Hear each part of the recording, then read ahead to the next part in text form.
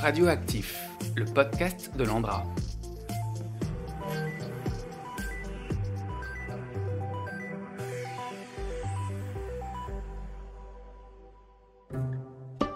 Demain, dans 1000 ans, la série qui explore la mémoire sous tous les angles.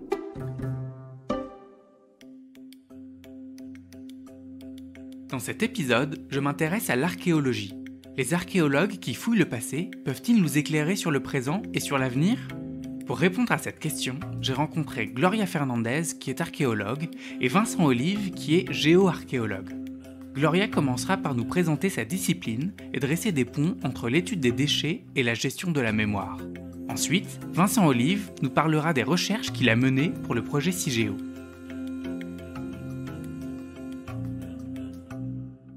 Quand on parle d'archéologie, à l'heure actuelle, on parle de disciplines scientifiques. Et l'objectif de cette discipline est connaître les passés de l'homme, mais à partir d'un type de sources très spécifiques, et ce sont les vestiges matériels. Retracer une situation passée à partir des vestiges, des restes, ça préoccupait déjà aux Grecs et aux Romains, ça préoccupait même aux premiers chasseurs lorsqu'ils voulaient savoir où est-ce qu'il était leur chasse. Mais l'archéologie, pour ce faire, elle s'est dotée des méthodes et des techniques. Tout au début, on était très liés à des autres grandes disciplines comme la géographie, l'anthropologie, l'économie, la sociologie.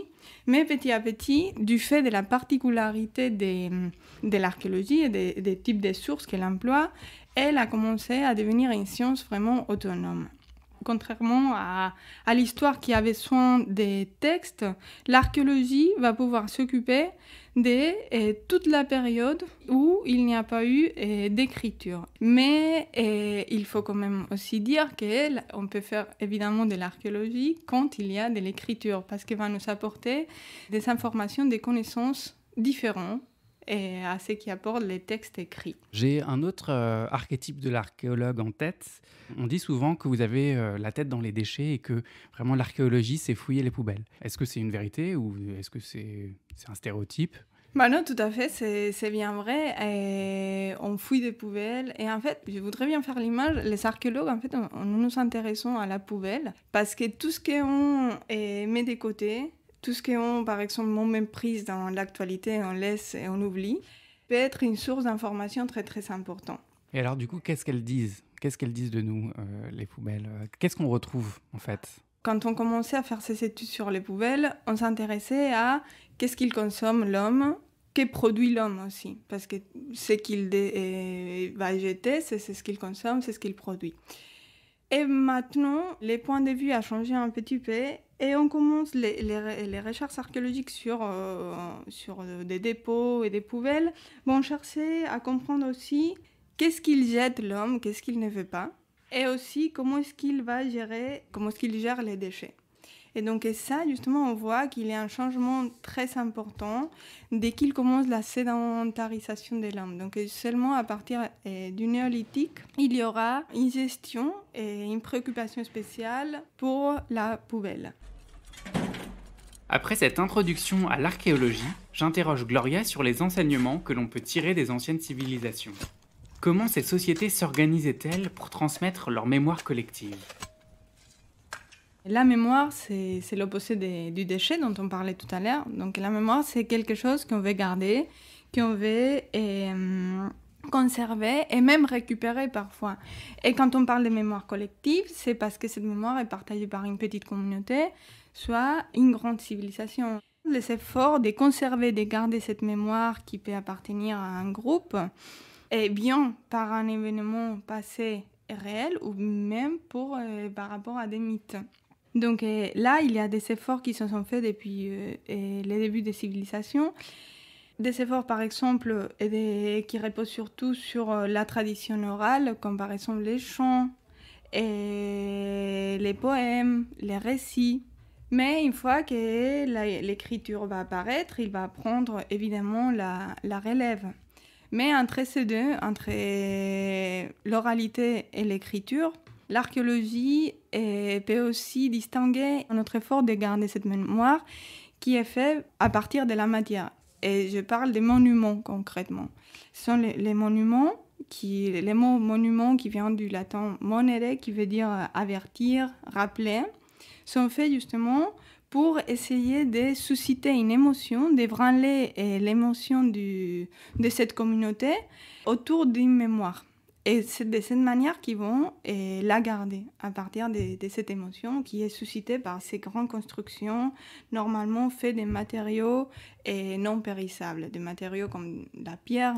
La pierre, normalement, c'est ce qu'on emploie pour les monuments parce que c'est la matière qui perdure le plus. Il y a peut-être un exemple un peu paradigmatique qui va au contraire de ce qu'on a dit, qui est dans la culture japonaise, justement. Ils construisaient les bâtiments importants et les sanctuaires en matériaux périssables, justement, en bois. Et comment est-ce qu'ils faisaient du coup pour pouvoir les maintenir génération après génération? Ils savaient des reconstructions rituelles. Il y avait des cycles et à la fin de ces cycles, la communauté allait reconstruire ces bâtiments aussi avec des matériaux périssables. Pour finir cette première partie, revenons à notre époque. Les archéologues prennent-ils des précautions particulières face à d'éventuels risques de pollution sur leur chantier? Pour répondre à cette question, il faut prendre en compte les types de terrain qui va être travaillé. Là où on va travailler, dans quel terrain on va travailler. Normalement, les terrains qui sont biologiquement actifs sont ceux qui ne vont pas permettre la conservation des bactéries, des virus et tout ça. Mais par contre, il se peut qu'on aille dans des milieux ou dans des terrains biologiquement non actifs.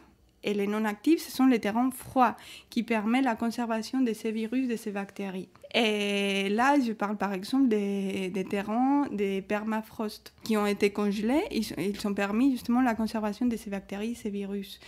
Il n'y a pas que ce type de risque, il y en a aussi celle des déchets industriels des derniers siècles. Par exemple, je me souviens d'une fouille qui a été réalisée très très récemment à l'Estade de la Motte à Bobigny, à Seine-Saint-Denis, où les fouilleurs devaient s'habiller avec des combinaisons isolantes parce que là-bas, ils savaient les risques de la pollution au plomb. Justement, c'était un endroit, un quartier qui était traditionnellement, pendant ces 2 derniers siècles, employé pour l'industrie. Et les terrains qui étaient fouillés, justement, avaient servi pour les déchets de certaines industries. Et dans ces déchets, contenaient du plomb. Pour les travaux quotidiens, pour les archéologues, commençait à devenir un risque. Et c'est pour ça qu'il a fallu se protéger, justement, contre cela.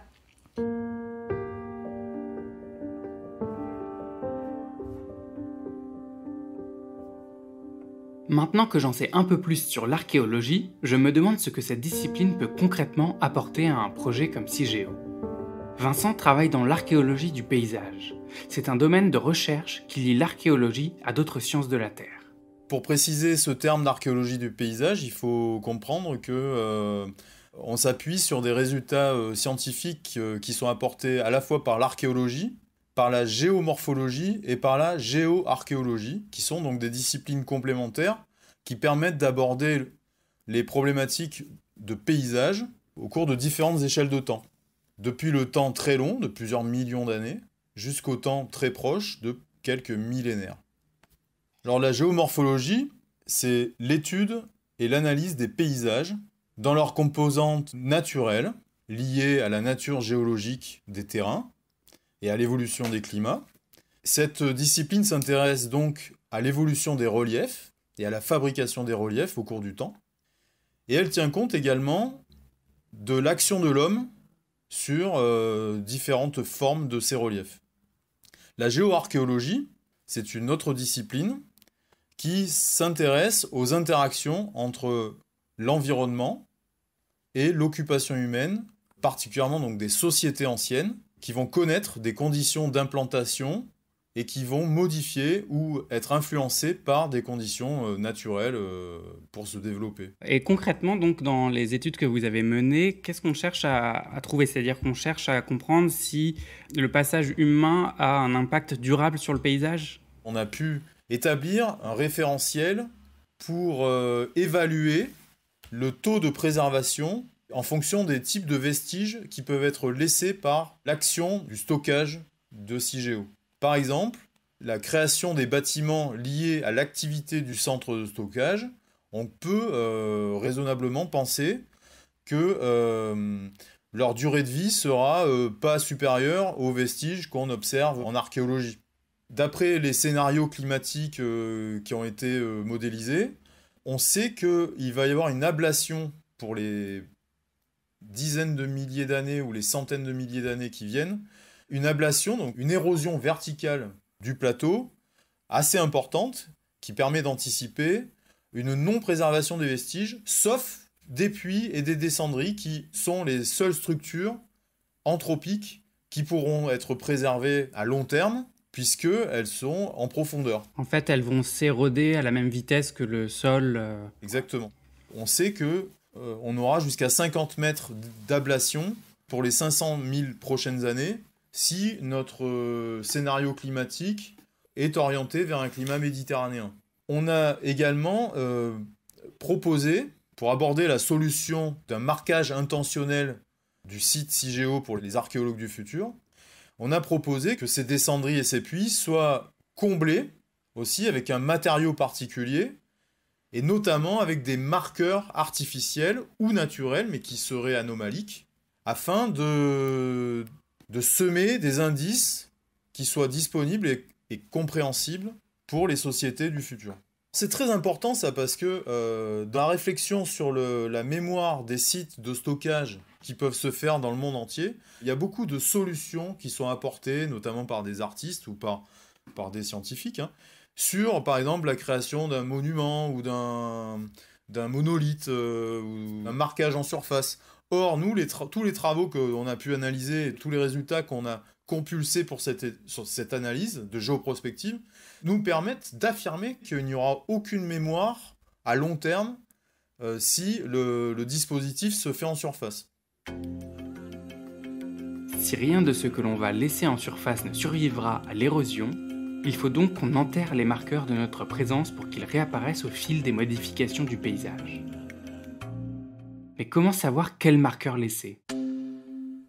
Alors on a eu toute une partie de notre travail qui s'est justement focalisée sur la nature de ces marqueurs-là, qui peuvent être, pour schématiser, soit des objets naturels, mais qui ne sont pas présents naturellement sur le site CIGEO, dans la région du site CIGEO, soit des objets fabriqués par l'homme, donc anthropiques, et qui seraient donc des objets dont nécessairement il faudrait que ces objets-là soient quand même résistants, par exemple des matériaux qui sont résistants à l'abrasion. Voilà. Pour les matériaux naturels, par exemple, on a les galets de quartz ou de quartzite ou de granit éventuellement. Donc ça, ce sont des matériaux naturels dont on connaît tout à fait... on a un bon recul là-dessus. Et ensuite, par exemple, pour les matériaux d'origine anthropique, qui pourraient être fabriqués en plus à la demande, il y a évidemment le verre, il y aurait des émaux, il y aurait le graphène. Donc différents matériaux qui peuvent être contrôlés, qui porteraient en plus peut-être la trace d'une technologie du 21e siècle, donc qui pourraient être en plus des artefacts au sens archéologique du terme, c'est-à-dire qui porteraient en eux une datation. Qu'on soit bien d'accord, c'est que cette datation, elle serait du fait du matériau en lui-même. On ne parle pas de signes, ou de langage. Nous, notre question, c'est le support, et le support peut être... déjà un signe. Absolument. L'artefact qui peut être créé, donc le marqueur de site, qui peut se retrouver être le remplissage des descendries et des puits, constitue quand même un candidat très, très efficace, puisque... il serait préservé et distribué au cours du temps pendant très longtemps. On peut le produire finalement comme on a envie et il permet en plus de boucher l'entrée. L'archéologie nous amène des éléments de réflexion à différentes échelles temporelles pour la gestion de la mémoire collective. Les civilisations passées nous renseignent sur sa transmission à l'échelle du millier d'années. Au-delà, à plus de 10 000 ans, l'archéologie du paysage nous aide à établir des stratégies pour laisser des traces de nos activités. Merci à Gloria Fernandez et Vincent Olive de m'avoir reçu. Quant à moi, je vous dis à demain dans 1000 ans. Retrouvez les autres épisodes de la série Demain dans 1000 ans sur notre site andra.fr ou sur votre plateforme préférée.